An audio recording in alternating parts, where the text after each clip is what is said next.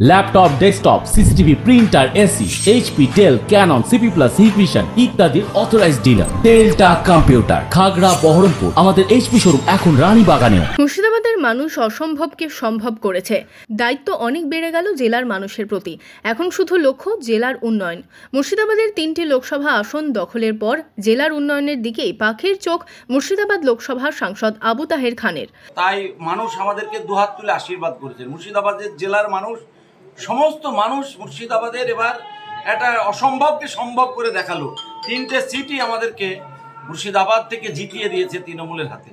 এবার আমাদের অনেক দায়িত্ব বেড়ে গেছে। আমরা সেই দায়িত্ব পালন করার, কর্তব্য পালন করার নিশ্চয়ই আপ্রাণ চেষ্টা করব।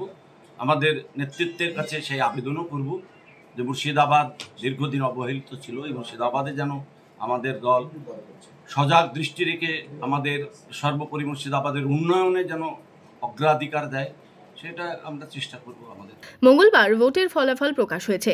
1,64,215 ভোটে সিপিএম প্রার্থী মোহাম্মদ সেলিমকে পরাজিত করেছেন আবু তাহের খান। এই দিন সকাল থেকেই গণনা কেন্দ্রে দেখা গিয়েছিল তাকে। তবে জয়ের পর বুধবার সকাল থেকেই নওদার বাড়িতেই রয়েছেন আবু তাহের খান। দলীয় নেতৃত্ব থেকে কর্মী সমর্থকেরা আসছেন শুভেচ্ছা জানাতে।